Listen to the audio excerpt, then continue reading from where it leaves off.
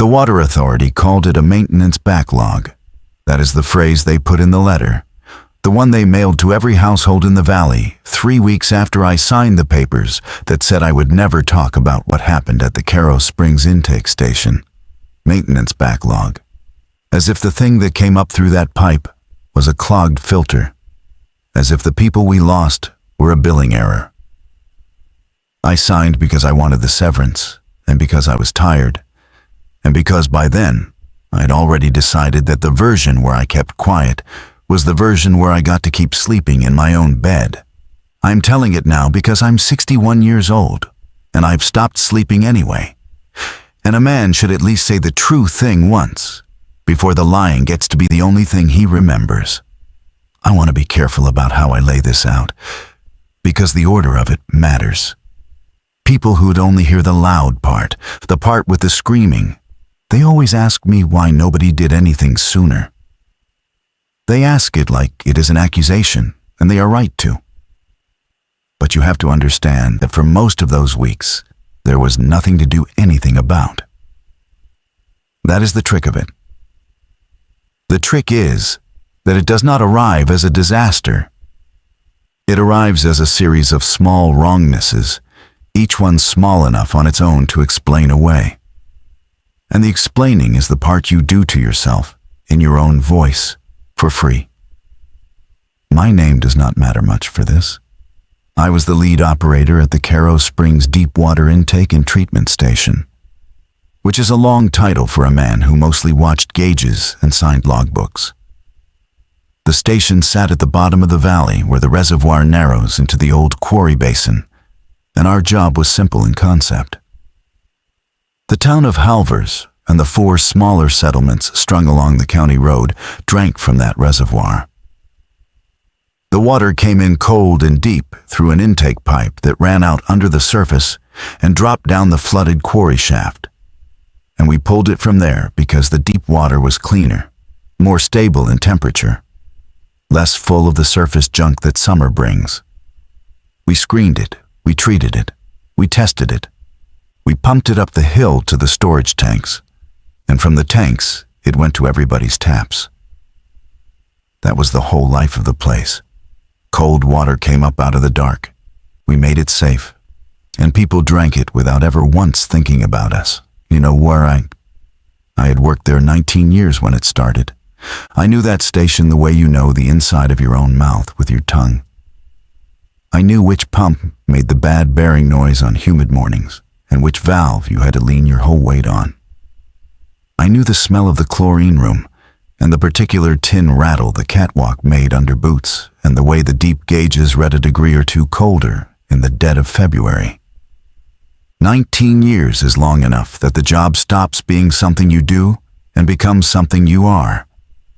And that is part of why I stayed when I should have run.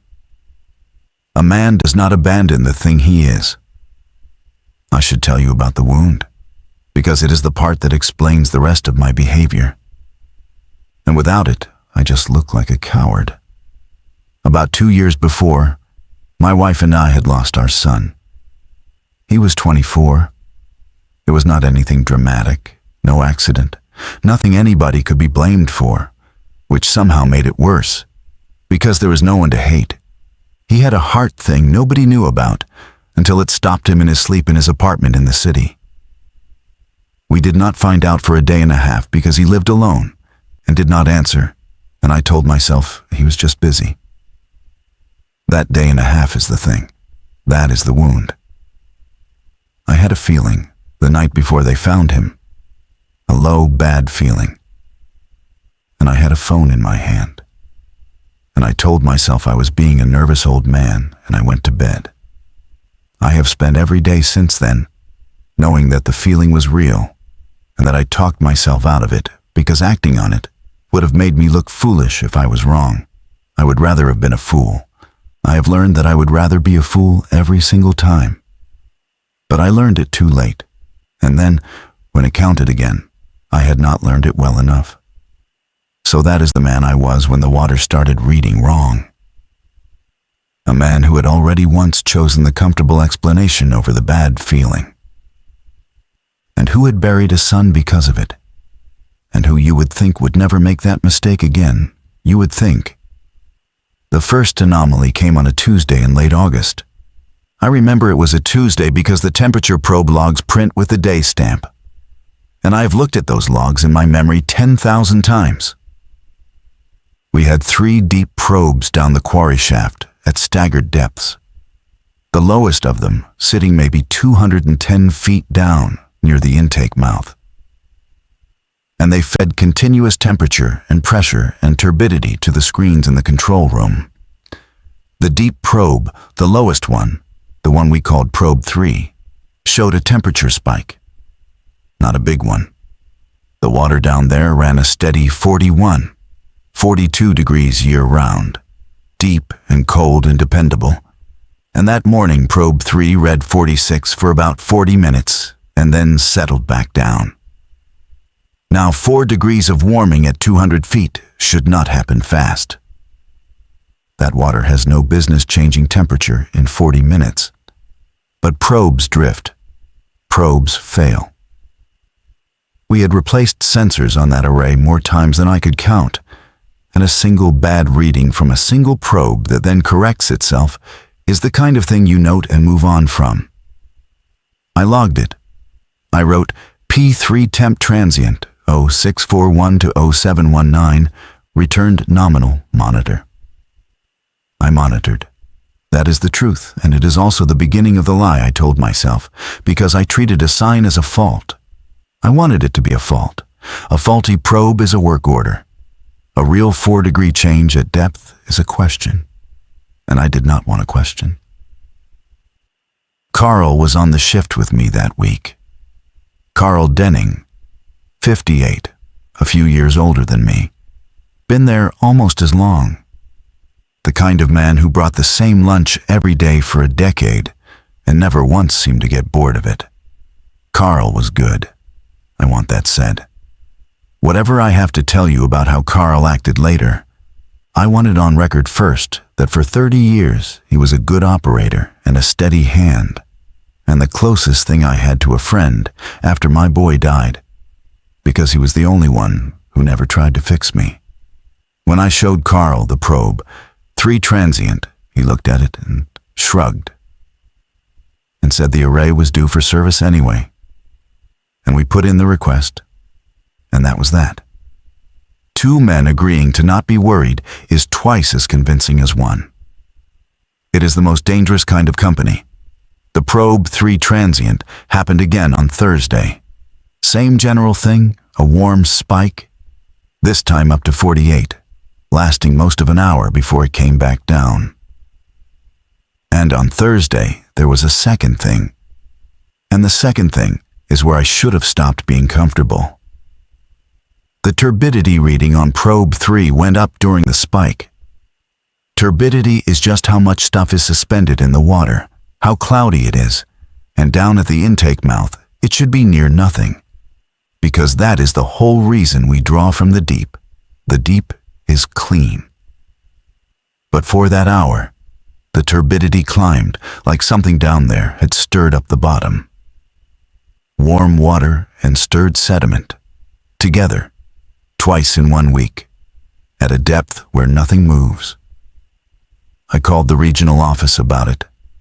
I want that on the record too, because later the official account made it sound like nobody flagged anything. And I flagged it. I called our regional water quality coordinator, a woman named Pruitt, who I had dealt with for years and generally liked.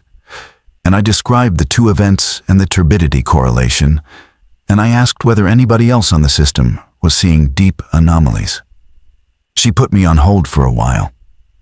When she came back, she had a flatness in her voice that I did not think anything of at the time, and have thought about every day since.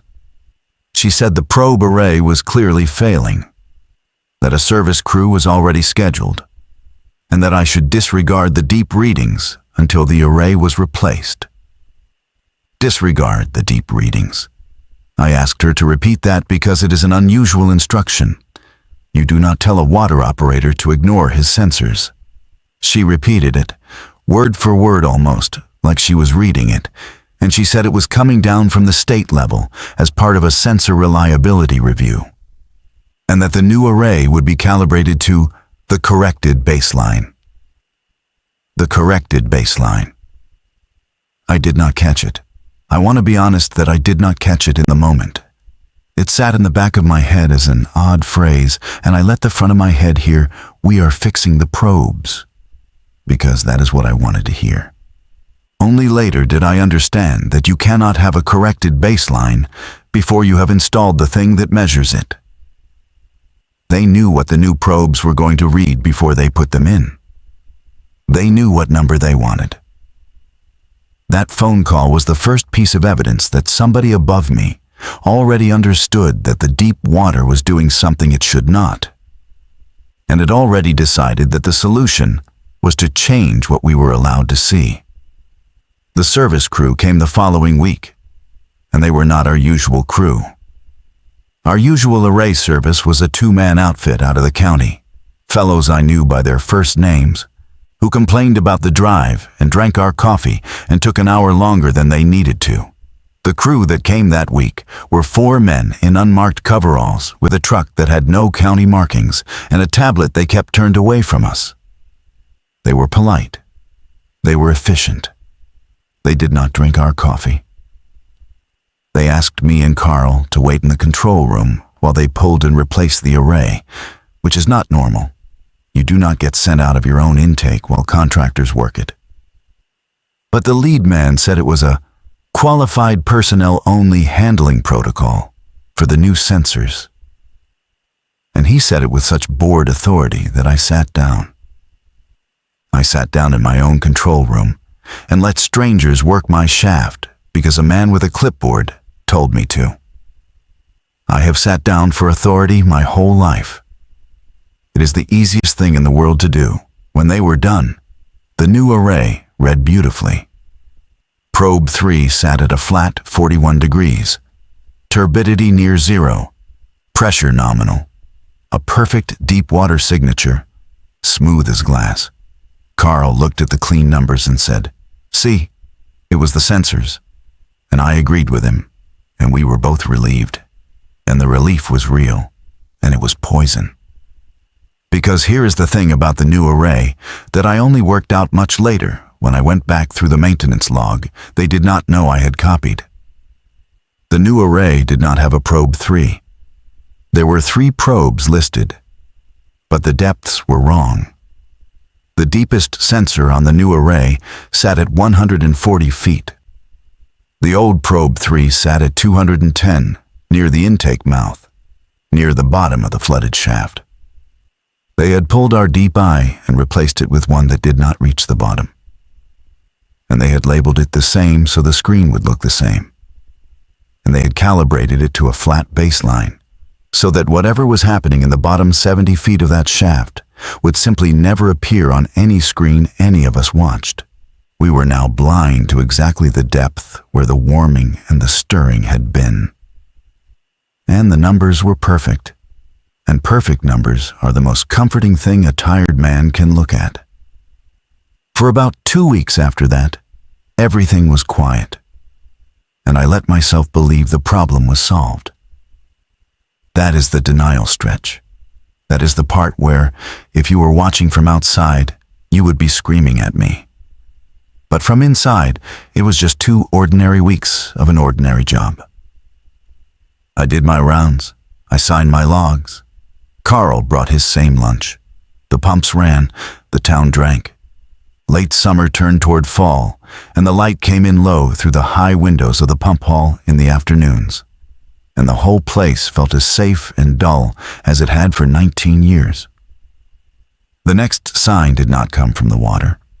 It came from the town, and it came in a form I was not equipped to read because it was not on any of my instruments. People started getting sick. Not dramatically, a stomach thing. The clinic in Halvers saw a run of it.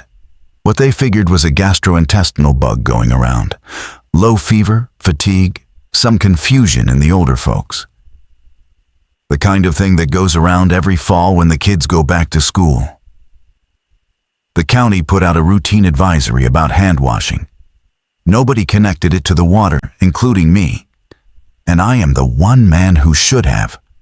Because a water operator's whole reason for existing is that when people get sick, you look at the water first. Always, every time, no exceptions. But our water tested clean. I ran the full panel myself, twice. Chlorine residual good, bacterial counts good. Every chemical marker in range. The water leaving my station was, by every test we had, perfectly safe. So I crossed it off. I told myself, it is not us. The water is clean. Look at the numbers. But the numbers were only testing for the things we knew to test for. You can run 100 tests, and every one of them comes back clean, and still be missing the one thing because you do not have a test for it. You cannot find what you are not looking for. And the thing that was coming up that shaft was not a chemical and not a bacteria on any of our lists. It was something that did not register on a single instrument I owned. And the cleaner my numbers looked, the more wrong everything actually was. That is the part that I think about most. The water never tested better than it did during the weeks it was killing people. My wife is the one who put the first real crack in my denial. And I have to tell this part, even though it is hard. Because she was right, and I argued with her. And I have to live with having argued. Her name is Donna. We had been married 34 years. After our son, we had gone quiet with each other, the way couples do when grief sits down at the table and never leaves. But she was still sharp, sharper than me. And she paid attention to people in a way I never learned to. She kept a little garden and traded vegetables with the neighbors, and she heard things I did not. One evening in the second week of September, she told me that the Aldous family 2 streets over, the parents and both kids, had all come down with a stomach thing. And that the youngest, a little girl maybe 7, had told her mother that the water tasted like the bottom of the lake. A child's words. Tasted like the bottom of the lake. Dana said it to me across the dinner table, and she watched my face when she said it, because she knew what I did for a living. And she said, "That's your water, isn't it? That's the deep water." And I said, "The water test's clean, Donna. I test it myself. It is the cleanest it has read in years." She did not believe me. She did not believe me because she had stopped. Since our son, fully believing me about anything. Because the last time she had pushed a bad feeling at me, I had talked her down too. And our son had died. And she had never said it, but I knew she counted that against me, and I counted it against myself. So when she said, "Your water is making people sick," and I said the numbers are clean, what she heard was the same man making the same mistake the same way. And she got up from the table and scraped her plate and did not talk to me for the rest of the night. And I sat there angry, defending my clean numbers. And the whole time, the answer was that my numbers were clean because somebody had blinded my instruments on purpose so that the water could keep flowing and the town could keep drinking, and nobody at my level would ever see the reason why. I went down to the station that night even though it was not my shift. I told Dana it was because of a pump issue. But the truth is, her face had gotten under my skin. And I wanted to look at the deep readings myself in the dark with no one around. The way you go back and check a door you already know you locked. Carl was not on. The night man was a younger fellow named Reyes, decent kid. And I told him I just wanted to review some trend data, and he was glad for the company. I pulled up the deep array history, and there it was. That flat, perfect 41 degrees, hour after hour, day after day, a line so smooth it looked drawn with a ruler. And that smoothness, that perfection, was what finally turned my stomach. Because I knew that shaft. I knew that water, and natural water, does not hold a temperature that flat. Real readings wobble. Real readings have weather in them and season in them and the slow breathing of a deep body of water. This line did not breathe. This line had been told what to say. I did something then that I was not authorized to do. And it is the first genuinely brave thing in this whole story, and also the thing that doomed me, because it is the thing that made certain people decide I had to be managed. We still had the old array in the equipment cage. The original probes, the ones the unmarked crew had pulled, had been bagged and tagged for disposal but never hauled off. And they were sitting in a bin in the cage like junk. The deep probe, the real probe 3, the one that had reached the bottom. I took it out of the bin. The connector was a standard fitting. I could splice it onto a spare data port on a service line that ran down the maintenance conduit alongside the main shaft, not all the way to the bottom, but down maybe 180 feet, far deeper than the new blind array reached. It took me most of the night with Reyes holding the light and asking no questions because he trusted me and because I was the lead. And the lead does not happen to explain. By around 4 in the morning, I had the old deep probe hanging down the conduit at roughly 180 feet and feeding raw temperature and turbidity to a laptop I had hidden in the cage, off the main system, off the network, somewhere no corrected baseline could reach. It read 49 degrees. At a depth where the official array swore the water was 41, my old honest probe, hanging higher than it used to, was reading 49 and climbing. The water down there was 8 degrees warm and getting warmer, and the turbidity was high. The bottom stirred, and none of it appeared anywhere that any official would ever look. I sat in that equipment cage at 4 in the morning with the laptop glowing, and I felt the whole world tilt because it was no longer possible to tell myself it was a sensor fault. There were 2 probes.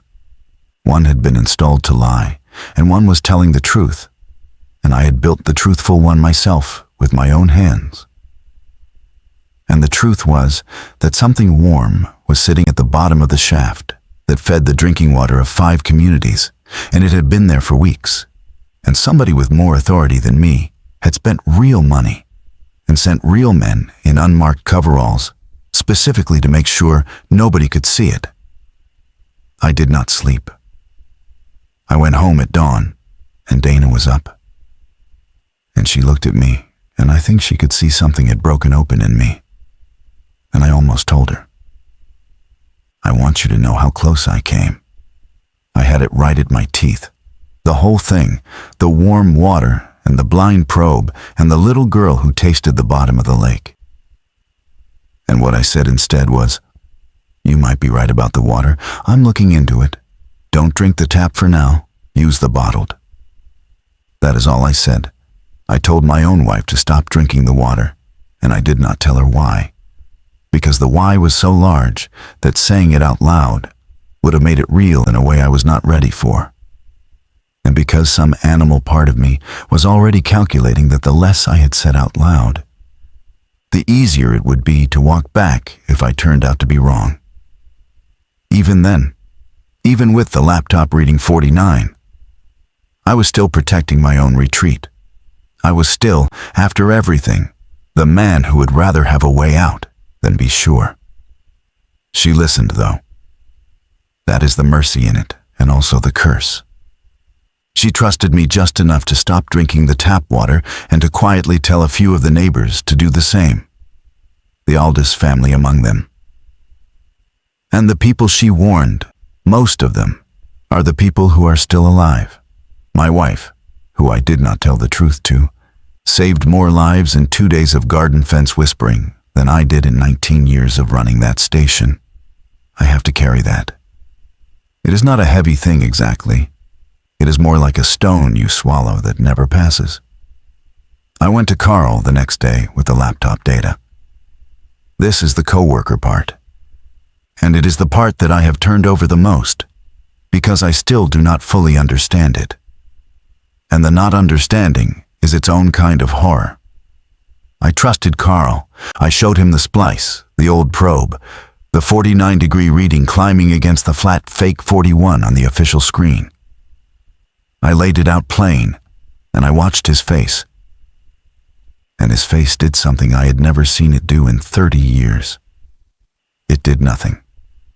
He looked at my secret laptop with the impossible reading on it. The reading that meant the town was being poisoned by something nobody could test for. And he was calm.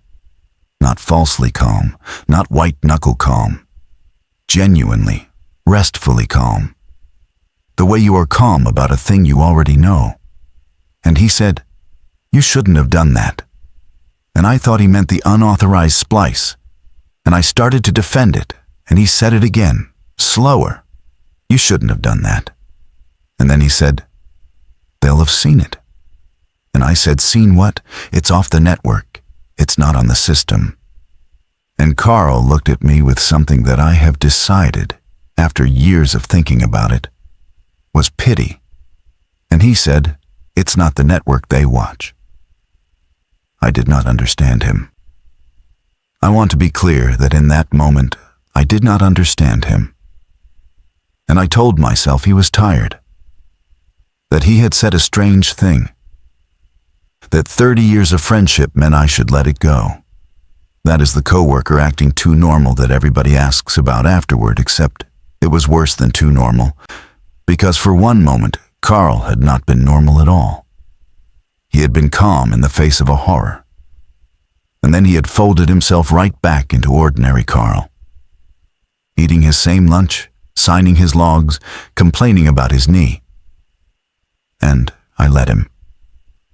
Because the alternative was that my oldest friend at the station knew something I did not, and had known it for a while, and that was a door I was not ready to open. I had opened the door to the deep water already.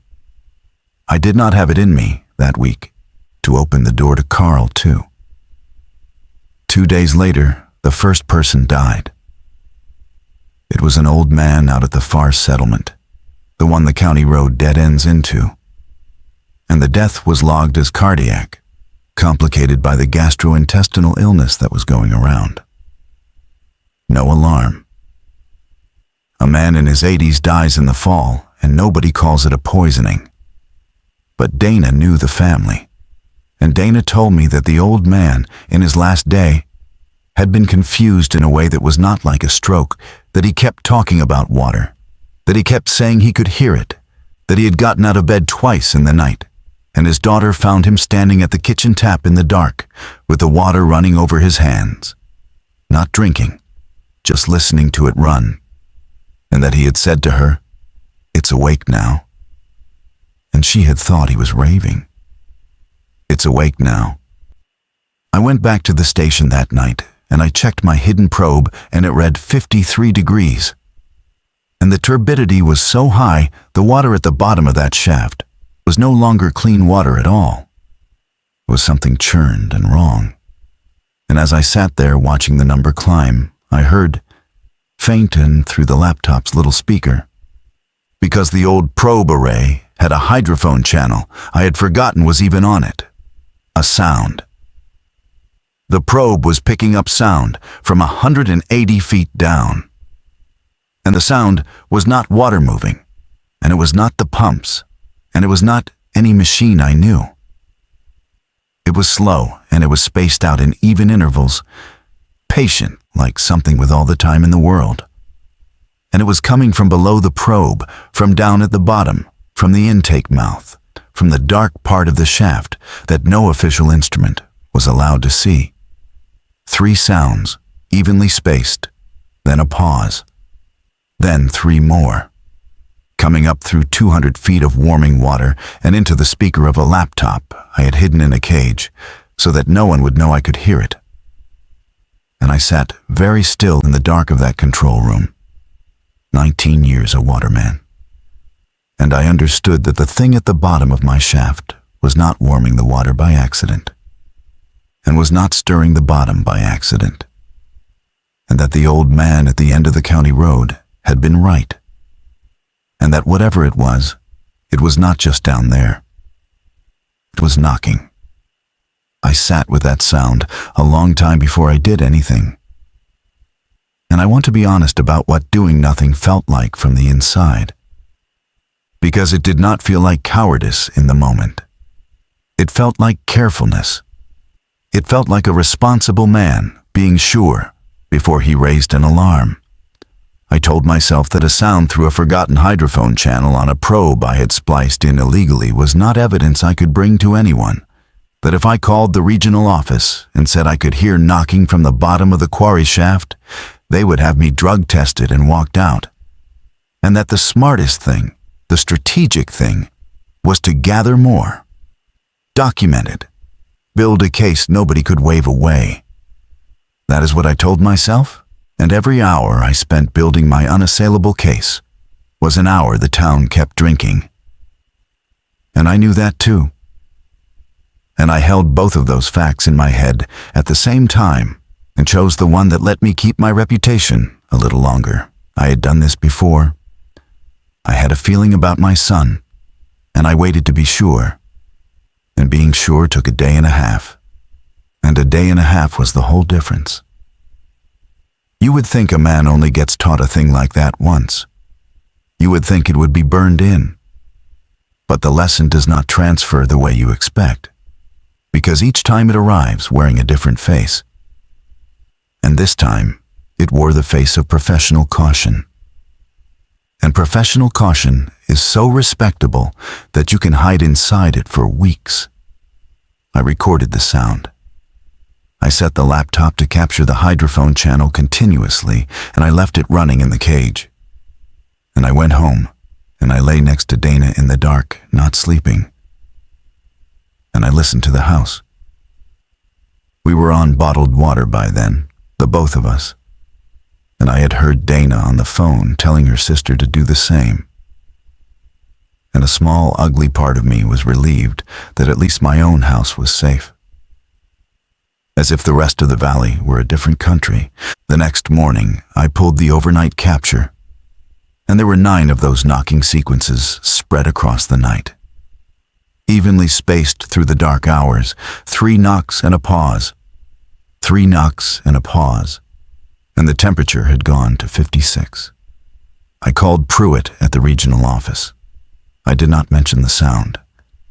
I said the deep water was warming, that I had reason to believe the new array was not reading the true bottom temperature, and that I wanted a full independent sampling of the intake before the situation got worse.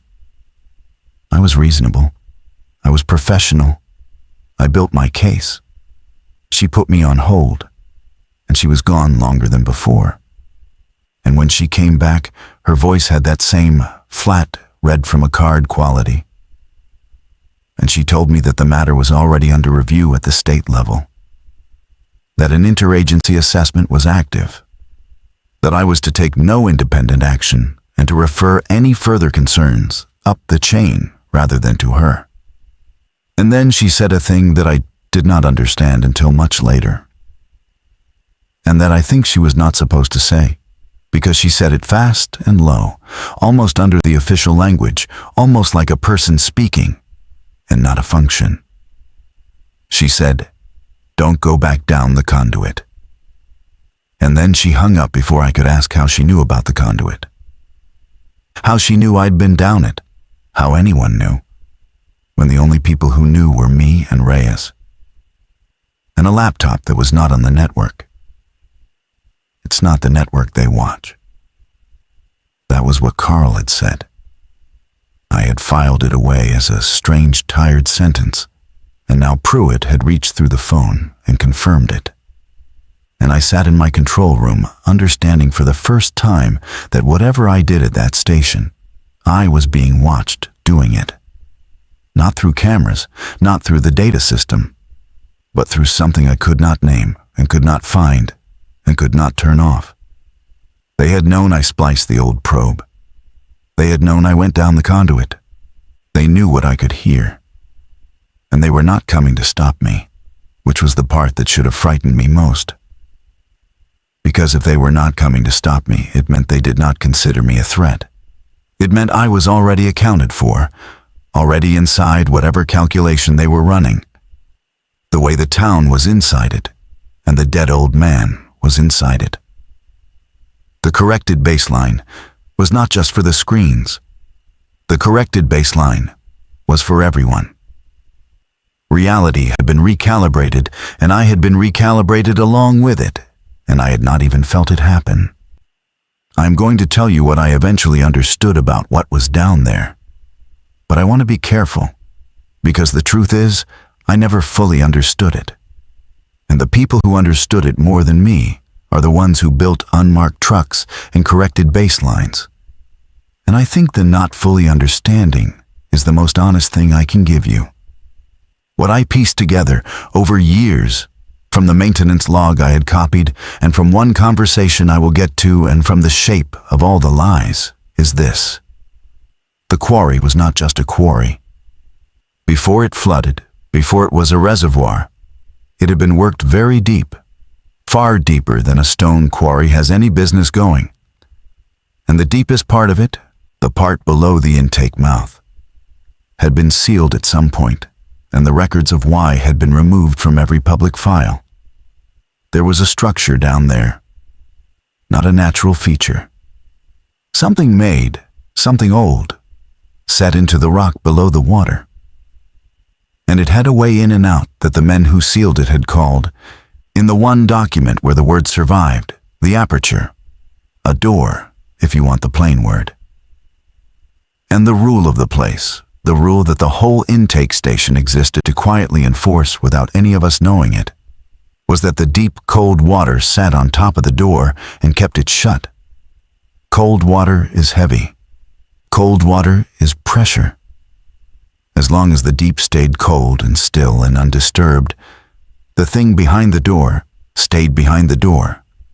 And the easiest way in the world to keep a deep body of water cold and still is to build a treatment station on top of it and run it as ordinary infrastructure for decades and let 19-year men like me believe we were just making drinking water. We were the lid. We were the weight on the lid, and we never knew it.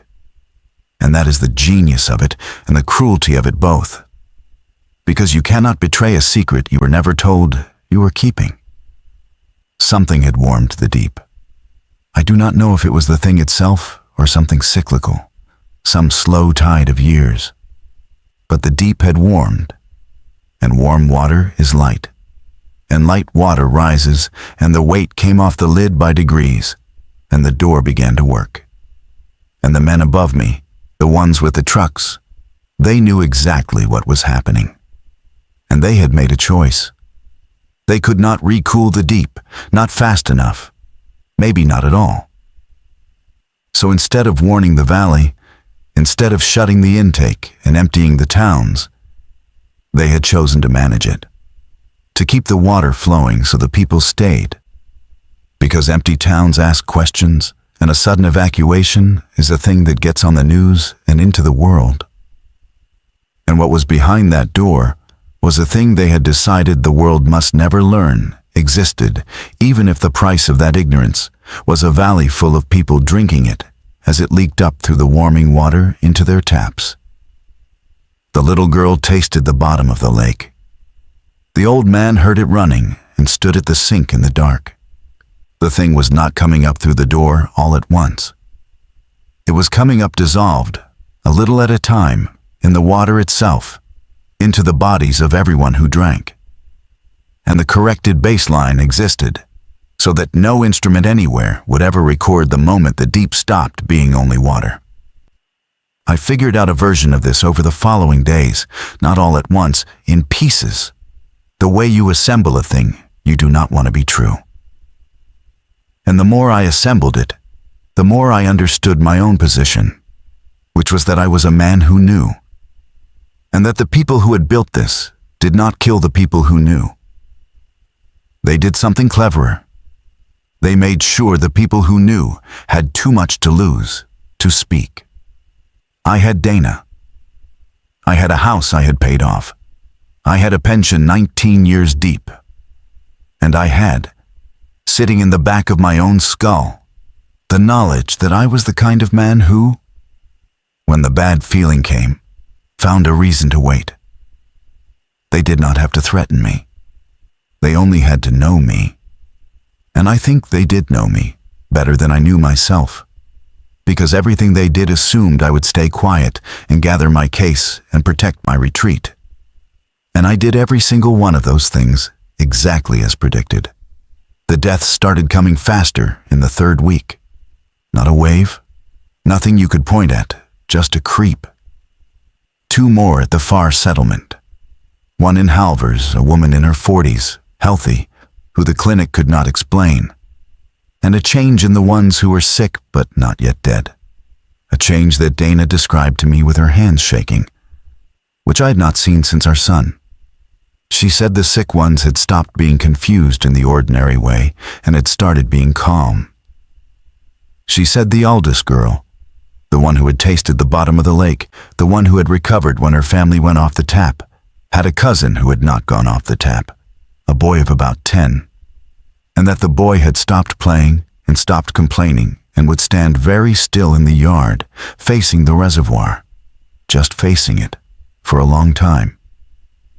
And that when his mother called him in, he would turn and smile and come in and be sweet and ordinary, and then drift back out and face the water again. Facing the water.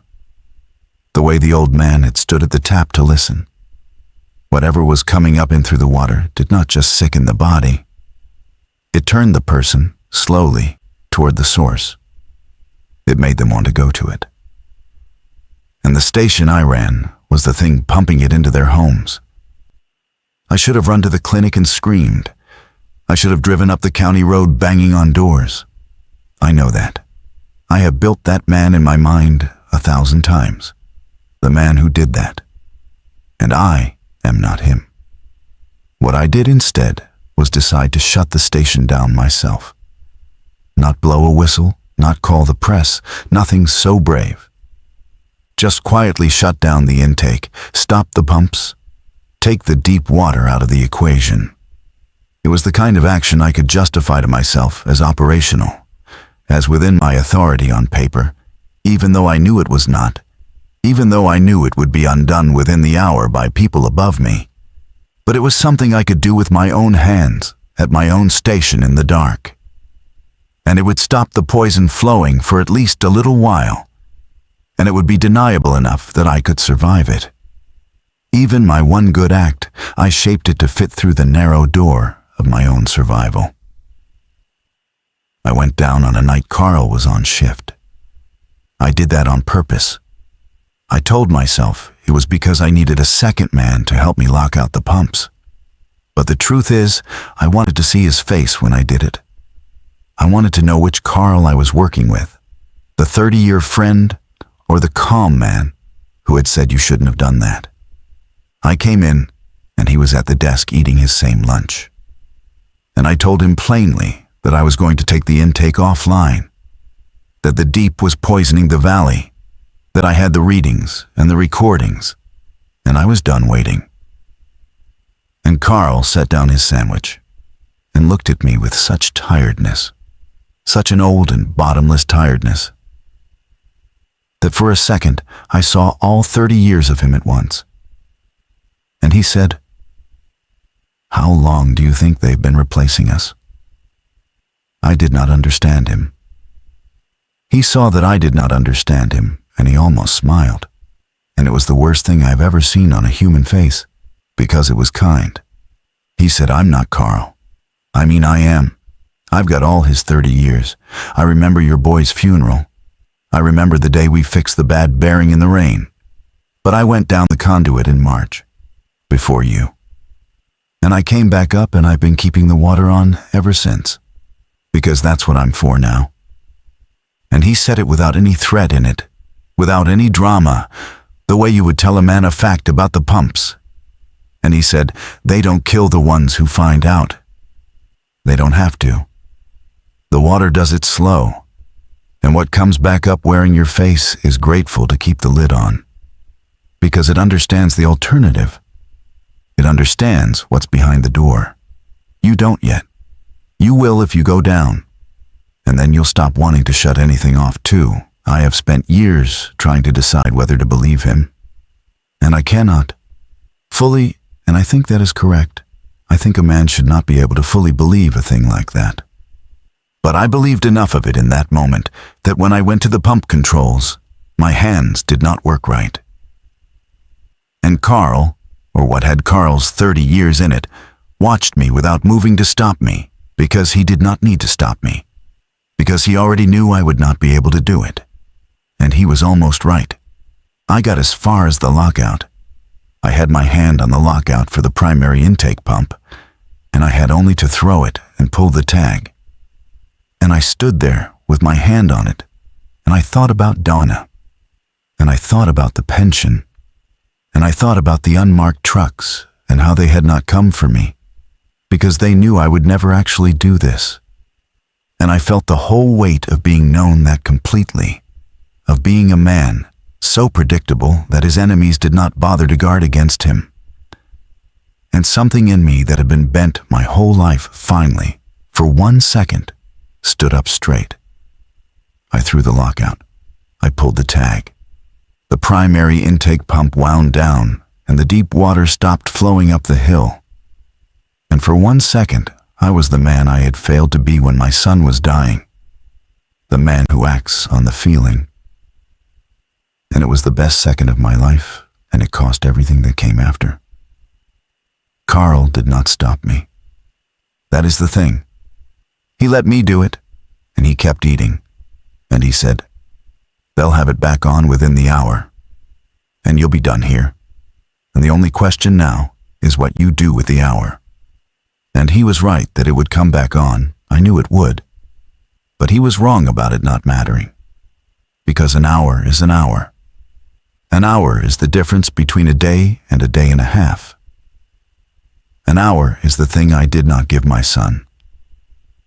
And I had given it now to a valley full of strangers. And I drove out of that station and up the county road in the dark to spend that hour doing the one brave thing I had left in me, which was to go and get my wife and get her out before the people above me undid what I had done and came to settle accounts. But I did not drive home. I want to tell you I drove home. I drove first to a payphone outside the shut gas station at the Halvers Junction, an actual payphone, because by then I did not trust any phone I owned. And I called the county emergency line, and I told them in plain words, no case building, no caution, that the Caro Springs water was contaminated, and that everyone in the valley needed to stop drinking it immediately. I said it clear. I gave my name. And the woman on the line was calm, too calm. And she thanked me, and she said the situation was already being managed by the appropriate agencies, and that a public advisory was forthcoming. And I understood from the flatness of her voice, the same flatness as Pruitt, the same flatness as the clinic, that the call had gone nowhere, that the line itself was inside the corrected baseline, that there was no outside left to call. And I stood at that payphone in the cold, with the receiver in my hand, and I understood that I had done the brave thing 14 days too late, and that the only ears it had reached were the ears that were already managing the silence.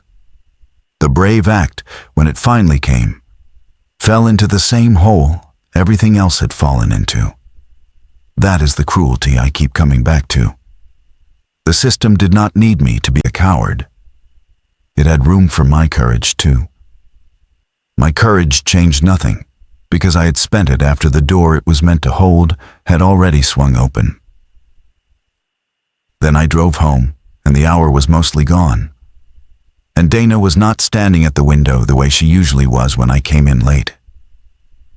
And the house was quiet in a way that I felt in my chest before I understood it. The tap in the kitchen was running, just a thin stream into the sink. And Dana was standing in front of it in her robe with her back to me, very still, facing the water. The way the boy in the yard faced the reservoir, the way the old man had faced the sink in the dark. And I said her name, and she did not turn for a long moment. And then she did turn, and she smiled at me. And it was Dana's smile. It was every part of Dana's face. And she said, "You're home," in Dana's voice. And she was calm. She was so calm, the deepest calm I have ever seen. And I knew. And here's the thing I've never told anyone, and the reason I'm telling all of it now, because a man should say the true thing once. We were on bottled water. We had been on bottled water for almost 2 weeks. I had made sure of it. I had checked.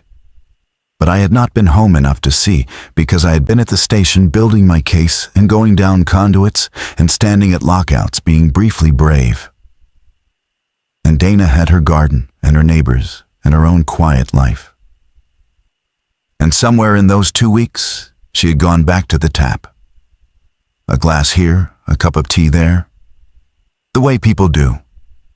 Because the water looked clean and tasted fine. And the official advisory said hand washing. And the man she was married to had a long history of being wrong about bad feelings. And so she had not fully believed me, because I had taught her over 34 years, and especially over the last 2, not to fully believe me. And she had drunk the water, a little at a time, while I was out being careful. She was so peaceful. That is what I cannot get past. She was not afraid. Whatever it does not leave them afraid. She looked at me with all the love still in her face, and she said the water was beautiful. She said you could hear it if you stood still. She said our son was in it, that she could hear him, that he was not gone. He was just down where the water was, and that I should come and listen. And she held out her hand to me, my wife's hand, the hand I had held for 34 years. And she wanted me to come and stand at the sink and listen to the water and hear our boy. And I want you to understand the choice that was in front of me, because it is the choice I survived, and it is the choice that survival is the punishment for. I could have gone to her. I could have taken her hand and stood at the sink and listened. And I do not know what would have happened. Maybe nothing. Maybe I would have hurt him too.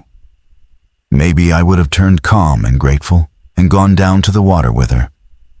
And a worse man and a better man, both might have done it for love. Or I could have tried to take her, force her into the truck, drive her out of the valley. And I do not know what was already in her by then. I do not know if there was any out left. Carl had said the water does it slow, and what comes back up is grateful. And the thing wearing Carl's 30 years had let me throw the lockout, because it knew it did not matter. Or I could do the third thing, the thing I did, which was none of those. I told her I would come and listen.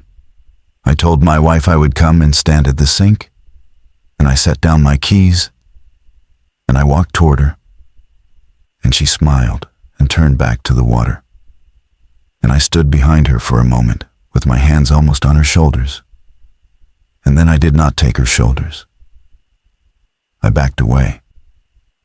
I backed out of my own kitchen, quietly, the way you back away from something you do not want to wake. And I left her standing at the sink facing the water with her hand half held out. And I picked my keys back up off the table, and I went out the door, and I got in the truck, and I drove.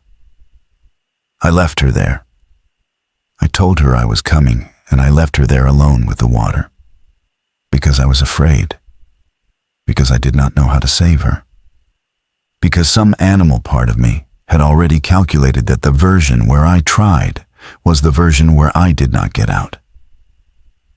And the version where I got out was the version where I backed quietly out of the room and left my wife listening to the sound of our dead son in the kitchen tap. I chose getting out. After everything, with the whole truth finally in my hands, with no more cases to build, I made the same choice I had made about my boy, and the same choice I had made about the lockout I almost didn't throw, and the same choice I had made my whole careful life. I protected my own retreat. I left. I drove out of the valley that night, and they let me. That is the last piece, and it is the piece that tells you everything. The county road was open. The gate at the pass was up. No unmarked trucks, no roadblock, no men coming to settle accounts. They let me drive right out because I was no threat, because I had done exactly what they knew I would do, because a man who leaves his own wife at the sink is not a man who is going to burn the world down to expose a secret. I was, by leaving, proving that I would keep it. My silence was purchased the moment I backed out of that kitchen. And they knew it would be, and that is why the road was open. The whole machine had read me correctly from the very first phone call. Don't go back down the conduit. Don't drink the tap. They were not warnings. They were just confirmations to themselves that I was who they thought I was. A week later, the letter came about the maintenance backlog. A man came to my motel, not in unmarked coveralls, just a pleasant man in a regular suit. And he had papers, and the papers said I would receive my full pension and a severance, and that in exchange I understood that the events at Caro Springs were a maintenance matter, and that any other characterization would be false and damaging and legally actionable. And he slid them across the table, and he looked at me with something almost like respect, the respect one practical man has for another. And he said, "Your wife is being cared for." He said it like a kindness, cared for. He did not say recovered, he did not say treated, he said cared for. And I did not ask what that meant because I already knew that asking would be a kind of going back down the conduit. And I had proven I would never do that, and so I signed. I signed for the pension, and I signed for the silence. And I signed away the right to ever say out loud what happened to my wife. And the man shook my hand and told me the valley water had tested clean, perfectly clean, the cleanest in years. And he smiled when he said it, because it was true, because the corrected baseline always tested clean. And that was the joke between us, the joke I was now inside of forever. The towns are still there. The water still flows. People still drink it. The new people, the ones who moved in after, because some moved away, and houses came up for sale at good prices, and new families came who never knew. An old man stood at his sink in the dark. The lid is still on. The thing went back to slow, or they cooled the deep somehow, or the door drifted near shut again. I do not know which, because I'm not allowed to know, and I do not want to know. Because wanting to know is the door I will not go down. And I tell myself that my hour mattered, that the lockout I threw bought somebody a glass of water they didn't drink, that maybe the Aldous girl lived because of a thing I set in motion, and maybe that is even true. But it is the kind of true that does not warm anything, because I know what it sat next to. I know that the same night I was briefly brave at a lockout, I was a coward at a kitchen sink, and that the universe does not net those out against each other. They just both sit in me, side by side, forever. I am 61. I have not gone back to the valley. I get the pension on the 1st of every month, regular as the pumps. And every month it arrives, it tells me again that the silence is holding, and that I am still the man they paid me to be. I do not drink tap water anywhere, ever. Not because I think the thing is in it, but because I cannot stand the sound of it running, the thin stream into a sink. Because every time I hear it, I am standing in my own kitchen behind my wife's shoulders, with my hands almost on her, and choosing again, choosing the door and the truck and the open road. And I hear her say our sun is down, where the water is, come and listen. And I feel myself back away. People say survival is a gift. People say you did what you had to. They do not understand that I did not do what I had to. I did what I always do. I waited, and then I left. And the only difference between Caro Springs and my son is that this time I knew exactly what I was choosing while I chose it. And I chose it anyway. And I got the pension, and I got the open road, and I got to keep sleeping in my own bed, except that I don't sleep because the bed is half empty. And somewhere down where the water is, my wife is standing very still, being cared for. Listening for a boy I told myself I couldn't have saved either. And the worst part, the part I will take to whatever is down there when it is my turn, is that I am not sure I would do it differently. I am 61 years old, and I have told the true thing once now. And it has not set me free, because the truth was never that I didn't know. I always knew. I've always known. I just keep choosing the way out, every time. And they keep leaving the road open, because they know me. Because I'm exactly who they think I am. And the road is open right now, tonight. And I'm still on it. And I'm still driving. And I'm never going back.